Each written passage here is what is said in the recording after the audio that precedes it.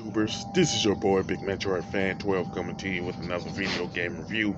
And in this review, I'm going to talk about the game Gears of War 3, which was released on the Xbox 360 by Xbox Game Studios and Epic Games.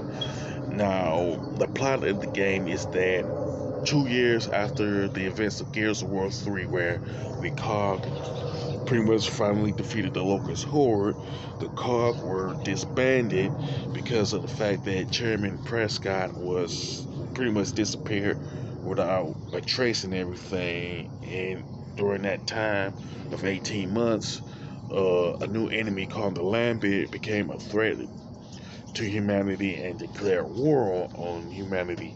Now, the main menu consists of the campaign versus Horde, Beast, Stats and Awards, Event, Calendar, and Xbox Live Marketplace. Under the campaign mode, you can either play under the standard mode or the arcade mode.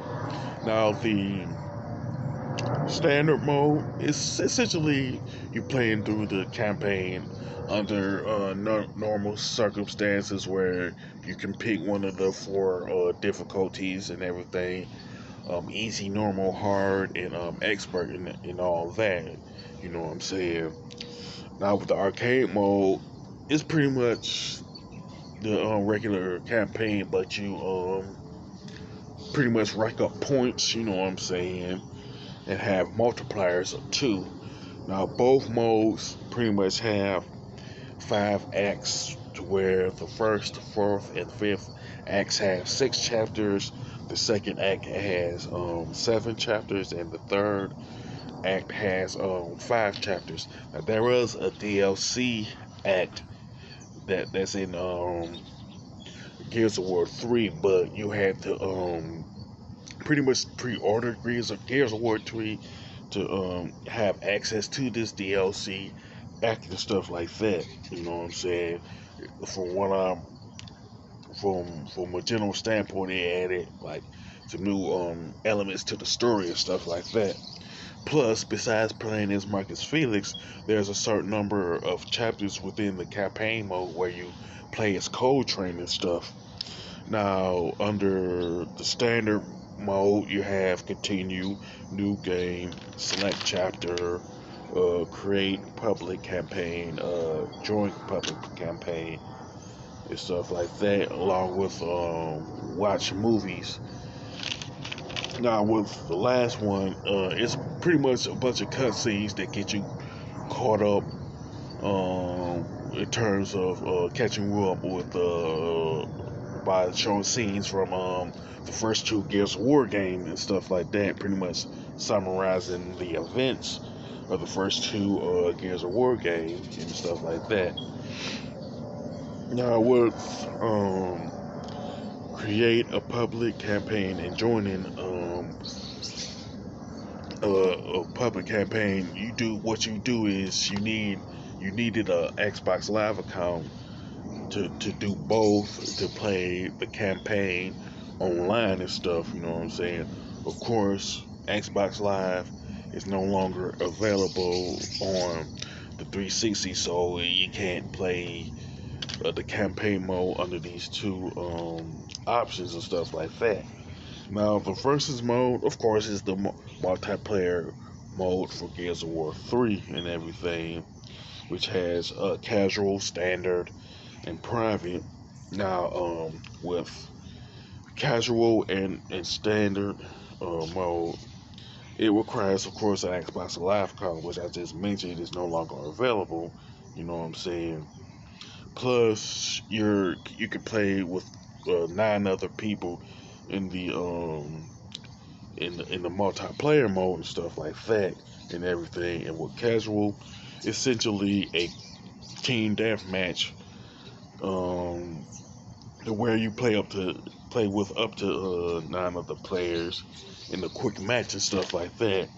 Now, standard and private has the same game modes under them, which are team deathmatch, warzone, execution, capture the flag, king of the hill, and wingman. Kind of like, don't know why I hesitated there. But with Wingman, you can only have like up to 8 players, and the other game modes pretty much you could play up to have up to 10 players on that. On the other 6 modes and stuff like that under multiplayer, you can also make adjustments like the number of bots, whether to turn on or off friendly fire, and weapon respawn and everything. Plus, whether you're talking about the multiplayer or the campaign mode, the weapons from the first 2 Gears of War game return, along with some more weapons, new weapons like the digger launcher, sawn off, and the incendiary grenade and everything. Now, the Horde mode pretty much make a return where you fight off waves of Locust Horde and everything with up to 4 players. I don't think you could have that many players in the Horde mode in Gears of War 2. But if that's the case, you can mention it in the comment section. You know what I'm saying? You could do standard or private under Horde mode. You know what I'm saying? You can adjust things like the difficulty, the wave numbers and stuff like that. You know what I'm saying? Now the Beast mode is practically similar to the Horde mode and premise, but you pretty much have to fight off waves of stranded and cog heroes in beast mode, but you can also make similar adjustments as you would in the hordes mode, like the number of waves, difficulty and stuff like that. Now with stats and awards, you can pretty much view different stuff like achievements, stats, medals, and other stuff. Now with events, with event calendar, it allows you to view events from Xbox Live concerning Gears of War 3, and Xbox Live Marketplace allows you to see what DLCs you can purchase concerning Gears of War 3 and stuff like that. But of course, like I said earlier in the video, Xbox Live is no longer available on the 360 and everything. But now with the graphics and design, they're great, you know what I'm saying, with some pretty good color palettes and all that when you look at all like the stages and maps and the multiplayer and stuff like that. Now the gameplay and controls are good and fluid and everything, like just like with the first 2 Gears of War games. But the only thing that was added was when you press the LB button, it'll show you, it'll point to you where the next objective is and everything, but you won't be really relying on using the LB button for that a lot in the campaign mode and everything. So it's typically at your discretion how often that you use the LB button in the campaign mode. Now, the soundtrack is pretty excellent and it matches the tone of the game like the first 2 Gears of War games does and stuff like that. Now, pretty much my only gripe with Gears of War 3 is that there wasn't a lot of notable additions and everything, but it's a minor gripe nonetheless, you know what I'm saying? There's no reason to like really harp on it, you know what I'm saying?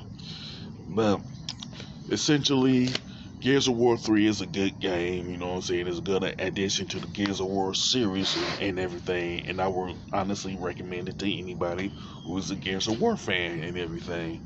Now, as far as the score, I definitely give Gears of War 3 a 9 out of 10, you know what I'm saying? With that being said, you can sound off in the comment section about Gears of War 3, you know what I'm saying? What aspect of it that you like, what aspect of it you don't like, you know what I'm saying? You can even talk about the first 2 Gears of War games if you want. With that being said, if you like this video, don't hesitate to click the thumbs up button. Don't forget to subscribe and hit that bell notification button. This is your boy Big Metroid Fan 12 signing off.